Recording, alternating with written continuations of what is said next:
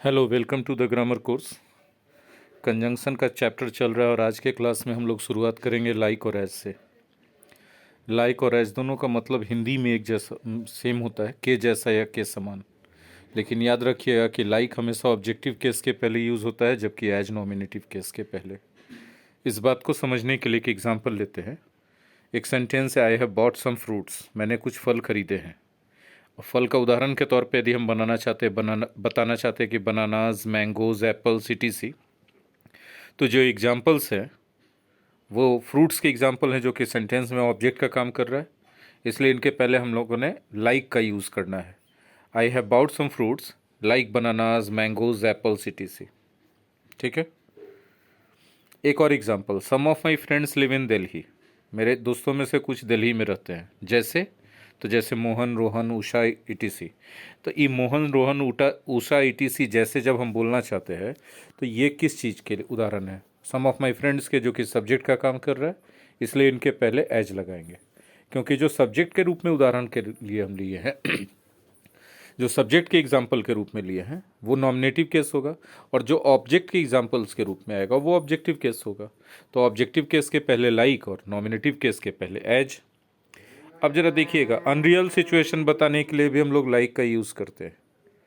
जैसे वह ऐसे बात करता है मानो वह मेरा बॉस हो, है नहीं ना unreal situation. He talks as if he were my boss, इसके जगह हम लिख सकते हैं टॉक्स लाइक माई बॉस। बोलचाल की भाषा में यही ज़्यादा प्रचलित है, टॉक्स लाइक माई बॉस। अब वो ग्रामेटिकली भी 100% करेक्ट है, इसमें कहीं कोई नंबर नहीं कटेगा। अगर आप बोलते हैं टॉक्स एज माई बॉस या talks as my boss does, तो इसका मतलब रियल सिचुएशन आप कंपैरिजन कर रहे हैं उसके बोलने के तरीके में और मेरे बॉस के बोलने के तरीके में। आप सिमिलरिटी दिखाना चाह रहे हैं, आप कहना चाह रहे हैं कि दोनों के बोलने का तरीका एक जैसा है। ठीक है। अब आइए सो और देयर फोर का यूज़ करते हैं। सो और देयर फोर का हिंदी होता है इसलिए। ये दोनों जो है कारण और परिणाम वाले क्लाउज को जोड़ते हैं। पहले कारण, फिर सो या देयर फोर, और फिर परिणाम वाला क्लाउज। ठीक है। लेकिन एज या सिंस का उपयोग कभी कर दें या बिकॉज या फॉर का उपयोग कर दें तो सो या देयर फोर का उपयोग ना करें। जैसे कि देखिए ऊपर एग्जाम्पल में लिखा गया ना, as he is ill so therefore he is absent. ये गलत है। आप इसको दो तरीके से करेक्ट कर सकते हैं, या तो सो देयर फोर को हटा दीजिए या फिर एज को हटा दीजिए। ठीक है। अगला कंजंक्शन है बट या हाउएवर। बट का मतलब होता है लेकिन, और हाउएवर का दो मतलब होता है। पहला तो होता है हालांकि, और दूसरा चाहे जितना भी। तो जब हाउएवर हालांकि के अर्थ में उपयोग हो तब उसके साथ बट मत लगाइएगा। या दूसरे शब्दों में कह सकते हैं कि बट और हाउएवर का उपयोग एक साथ बिल्कुल नहीं कर सकते, गलत होता है। जैसे वह मेहनत करता है, he works hard but he does not gate desired result, लेकिन उसको मनोवांछित परिणाम नहीं मिलता है। ठीक है। ही वर्क्स हार्ड के बाद फुल स्टॉप देके बट से सेंटेंस का शुरुआत करेंगे तो बट के बाद कॉमा लगाएंगे। ठीक है। अच्छा, इस तरह के सेंटेंस को हम लोग हाउएवर से भी लिख सकते थे, लेकिन हाउएवर से लिखते समय उलट के लिखना पड़ेगा। ही does not gate desired result, full stop देना पड़ेगा, और हाउएवर फिर comma, he works hard. However को बट की तरह कंजंक्शन के रूप में मत यूज़ कीजिएगा, क्योंकि हाउएवर कंजंक्शन से ज़्यादा ना सेंटेंस एडवर्ब के रूप में यूज़ किया जाता है। ठीक है। हाँ, हाउएवर जब रह जाए चाहे जितना भी के अर्थ में, जैसे चाहे तुम जितना भी तेज दौड़ लो तुम मिल्खा सिंह को नहीं हरा सकते हो, तो इस स्थिति में हाउएवर के बाद पॉजिटिव डिग्री का एडजेक्टिव या एडवर्ब आता है। However fast you may run, but अब यहां पर बट आप लगा सकते हैं, चाहे जितना भी के अर्थ में अगर हाउएवर का यूज करें तो उसके साथ बट का उपयोग कर सकते हैं। But you can't defeat Milkha Singh, कर सकते हैं, कंपलसरी नहीं है, आपकी ना मर्जी हो तो मत भी करें। सिंस अगला वर्ड है, तो सिंस तो प्रीपोजिशन और कंजक्शन दोनों तरीके से यूज होता है। जैसे I have been teaching since 1993, present perfect continuous में, पास्ट परफेक्ट कंटिन्यूअस में, प्रेजेंट परफेक्ट में और पास्ट परफेक्ट में सिंस का यूज़ करते हैं पॉइंट ऑफ टाइम के साथ। यहाँ पर सिंस प्रीपोजिशन है। ठीक है। जैसे he has not eaten anything since yesterday, तो सिंस देखिए प्रेजेंट परफेक्ट में यूज़ हुआ है पॉइंट ऑफ टाइम के साथ, और पॉइंट ऑफ टाइम कब का रहेगा? पास्ट का। तो यहाँ भी सिंस क्या है? एक प्रीपोजिशन है, लेकिन एक पर्टिकुलर स्ट्रक्चर है जिसमें अगर सिंस का यूज़ कर रहे हैं तो वो कंजंक्शन कहलाएगा। वो स्ट्रक्चर है प्रेजेंट परफेक्ट कंटिन्यूअस का क्लाउज या प्रेजेंट परफेक्ट का क्लाउज। उसके बाद सिंस, उसके बाद पास्ट इंडेफिनिट का क्लॉज। ऐसे वाक्यों का हिंदी रहता है जब से और तब से। जब से मैं यहाँ आया हूँ, तब से मैं काम कर रहा हूँ या बहुत मेहनत कर रहा हूँ। जब से मैं यहाँ आया हूँ, ये भाग सिंस के साथ पास्ट इंडेफिनिट में लिखा जाएगा। हालांकि हिंदी में देखने में ये प्रेजेंट परफेक्ट लगता है। गौर से सुनिए ना, जब से मैं यहाँ आया हूँ, इसको पीछे लिखिएगा। तब से मैं मेहनत कर रहा हूँ या बहुत मेहनत कर रहा हूँ, ये तब से वाले भाग को आगे लिखिएगा। I have been working very hard since I came here. ठीक है, मैंने बहुत मेहनत किया है या बहुत काम किया है। कब से? जब से मैं यहाँ आया या जब से वो मायके गई। तो I have done a lot of work since she went to her मायके। सिंस के जगह एवर सिंस का भी उपयोग कर दे इसमें तो कोई गलत नहीं और सेंटेंस इम्फेटिक हो जाएगा। एक और पर्टिकुलर स्ट्रक्चर है जिसमें आप सिंस का यूज़ करेंगे। इस स्ट्रक्चर में सबसे पहले इट, उसके बाद इज, उसके बाद पीरियड ऑफ टाइम, फिर उसके बाद सिंस या एवर सिंस और उसके बाद पास्ट इंडेफिनिट का क्लॉज। ठीक है, it is 21 years since he left his school. जब से उसने अपना स्कूल छोड़ा तब से 20 साल या 21 साल हो चुके हैं। आप इसको ऐसे भी बना सकते हैं, 21 ईयर्स है past since he left his school.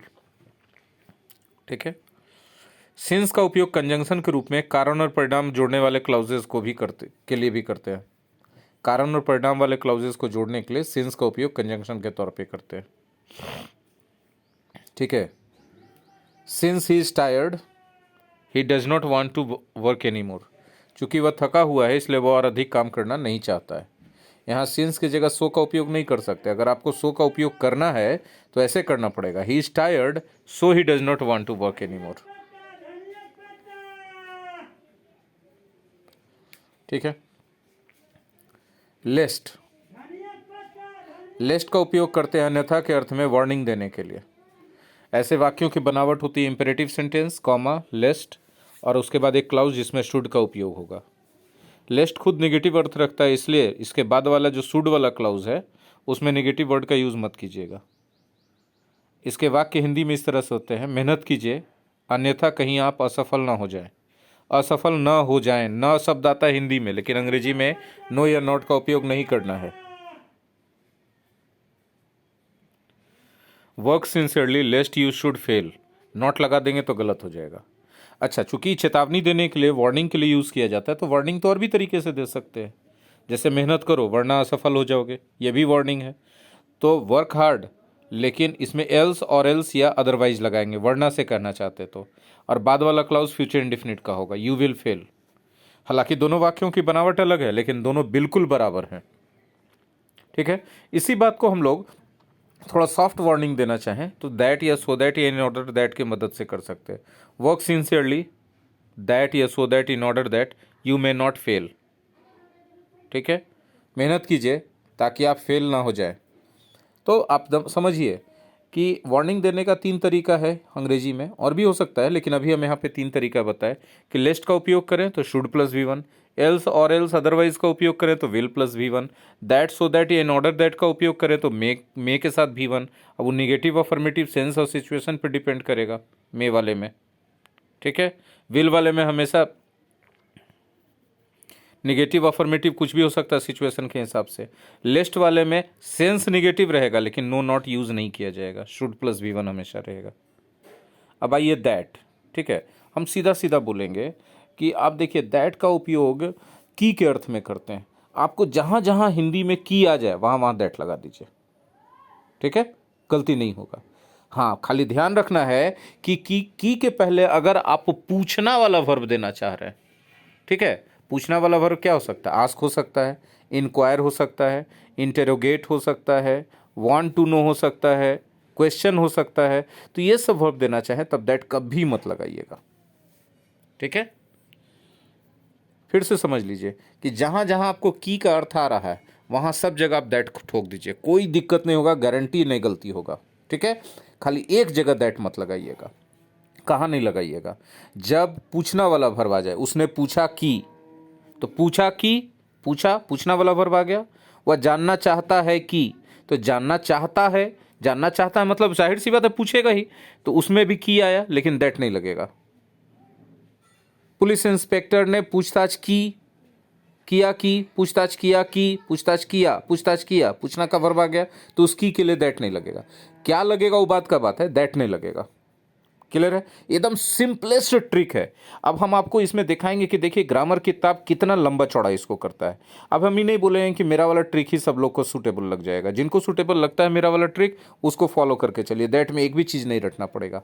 आप ग्रामर के बुक से पढ़ेंगे तो कितना चीज़ें रटनी पड़ेंगी उसको जरा आप देखिए। पेशेंस रखिए, हम दिखा रहे हैं। 1 मिनट पॉज करने दीजिए। ये अब हमने आपके सामने खोला है दैट का एक ग्रामर के बुक से रूल्स रेगुलेशंस। ठीक है, अब देखिए लाइन बाय लाइन हम आपको पढ़ते हैं। देखिएगा मेरा वाला ट्रिक ही सब जगह सेट करेगा। किसी व्यक्ति के कथन या विचार को इनडायरेक्ट नरेशन में रखने के लिए reporting verb tell, reply, inform के बाद दैट का प्रयोग की के अर्थ में होता है। ठीक है, या दूसरे शब्दों में हम कह सकते हैं कि रिपोर्टेड स्पीच के पहले दैट का प्रयोग होता है। ठीक है, अब आप इसको सेंस लगाइए, की के अर्थ से ही होगा वरना नहीं होगा। एग्जाम्पल दिया हुआ है। ठीक है, एग्जाम्पल का एक्सप्लेनेशन है। इन वाक्यों में told, replied, informed, promised reporting verb है जिनके बाद दैट का प्रयोग हुआ है। एग्जाम्पल आप देख लीजिए, खुद से देखिए ना। She told me that, he replied that, she informed me that, he has promised that. ठीक है, यदि इन वाक्यों में क्रियाओं के बाद दैट का प्रयोग न किया जाए तो ये वाक्य व्याकरण की दृष्टि से अशुद्ध हो जाते हैं। ठीक है, अब यहाँ पर आपको क्या दे दिया है, लिस्ट दे दिया है कि निम्नलिखित रिपोर्टिंग वर्ब को याद रखें क्योंकि इन रिपोर्टिंग वर्ब्स के बाद निश्चित रूप से दैट का प्रयोग किया जाता है। अब जिनको लगता है कि याद करना आसान है वो रट्टा मारिए, हमको क्या दिक्कत है। हम तो एगो ट्रिक बता दिए भाई कि कहीं भी की का अर्थ आ जाए तो दैट ठोक दो, गलत हो जाए, सही हो जाएगा 100%। खाली एक जगह नहीं लगाना, पूछना भर्व आ जाएगा तो वहाँ पर दैट नहीं लगेगा। वहाँ WH वर्ड लग सकता है, इफ लग सकता है, वेदर लग सकता है, सिचुएशन पे डिपेंड करता है। ठीक है, नहीं तो फिर रट्टा मारो इतना लंबा चौड़ा लिस्ट। ये तो इस किताब में ना इतना लिस्ट दिया है, कोई और किताब में लिस्ट इससे भी बड़ा रहेगा। ठीक है, रटते रहो। हम गलत नहीं बोल रहे हैं, बस अपना अपना तरीका है भैया। हमको रटने वाला तरीका पसंद नहीं आता। अब बाकी आप देखिए। ठीक है, अब देखिए इसमें साफ साफ बता रहा है नोट 3 में। देखिए तीसरा नोट में कि believe, hope, presume, suppose, think के बाद भी आप चाहें तो दैट का प्रयोग करें और नहीं चाहे तो दैट का प्रयोग नहीं करें। दोनों ही परिस्थितियों में वाक्य शुद्ध होते हैं। तो देखिए बिलीव का मतलब होता है विश्वास करना, होप मतलब उम्मीद करना, प्रिज्यूम माने मानना, सपोज माने मानना, थिंक माने सोचना या विचार करना।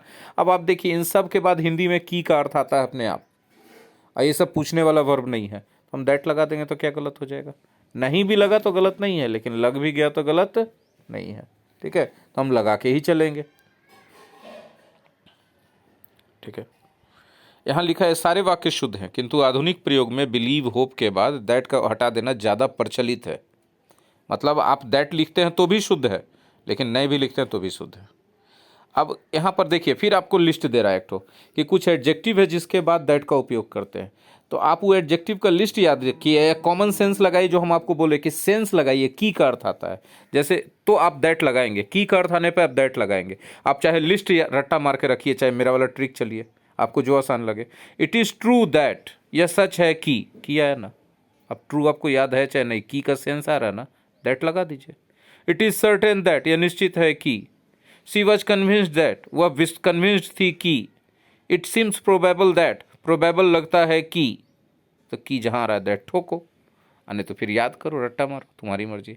अब फिर से यहाँ कर दैट का प्रयोग कुछ खास नाउन के बाद होता है। नाउन का लिस्ट दिया, ये जो नाउन एडजेक्टिव का लिस्ट दिया है, जो किताब से हम ये फोटो खींचे हैं आपको दिखा रहे हैं, वो किताब में इतना लिस्ट दिया। कोई और किताब में जाएगा तो लिस्ट इससे बड़ा भी हो सकता है। अब देखिए उदाहरण यहाँ दे रहा है, ही गेव द एडवाइस, उसने सलाह दिया, दैट की, उसने सलाह दिया की। तो भैया आप लिस्ट याद करो या की का सेंस पकड़ लो, आपकी मर्जी, हम क्या करें। ठीक है, फिर इसमें कहता है 4th पॉइंट में कि बी अर्थात is, are, am, was, were के बाद कंप्लीमेंट के रूप में आने वाले क्लाउजेस के प्रारंभ में दैट का उपयोग होता है। बाप रे, और कितना कॉम्प्लिकेटेड नियम है। देखिए फिर भी नियम को हम अपने अर्थ पे लेके चल रहे हैं, की वाले अर्थ पे, देखिएगा सेट हो जाएगा। आवर डिसीजन इज दैट, हमारा निर्णय है कि दैट आ गया। द रूल वाज दैट, नियम था कि। आवर होप इज़ दैट, हमारी उम्मीद है कि, द रिप्लाई इज़ दैट, जवाब है कि, तो की आ रहा है ना। तो अब आप या तो इतना कठिन कठिन नियम से किए, या तो मेरा एक पॉइंट याद रखिए कि भाई जहाँ जहाँ की का सेंस आ रहा वहाँ दैट लगा देते हैं। आप समझिए, इसीलिए हम बोलते हैं ना कि हमको ग्रामर किताब मत बताओ। आई पर्पस बताने वाले क्लाउजेज में दैट का उपयोग करते हैं, लास्ट पॉइंट दिया इसमें। तो भैया ये तो हम आपको मॉडल्स में पढ़ा चुके हैं या फिर पढ़ाएंगे ही पढ़ाएंगे, ठीक है। ही वर्क्स हार्ड, दैट, या यहाँ चाहें तो सो दैट भी लगा सकते हैं, इन ऑर्डर दैट भी लगा सकते हैं, he may pass the exam, he may earn more money. तो आप समझे दैट में हम आपको क्यों नहीं ग्रामर की किताब के हिसाब से लेके चलना चाहते हैं। मेरा मानना है कि इतना लंबा चौड़ा नियम, लिस्ट, नाउन का लिस्ट, एडजेक्टिव का लिस्ट, ये क्लाउज वो क्लाउज करने से अच्छा है भैया कि 2 पॉइंट पकड़ो, की का अर्थ आ जाए तो दैट लगा दो, की का अर्थ आए लेकिन उसके पहले पूछना वाला वर्ब आ जाए, ठीक है ना, पूछना वाला, जिससे इंफॉर्मेशन लेने का पता चल रहा हो, इंफॉर्मेशन मांग रहा हो कोई, ठीक है, तो दैट मत लगाओ, ठीक है। आई होप कि आपको समझ में आ गया होगा। अब आप समझिए कि आपको किस तरीके से पढ़ना है, रट्टा वाला कि कैसे वाला। धन्यवाद।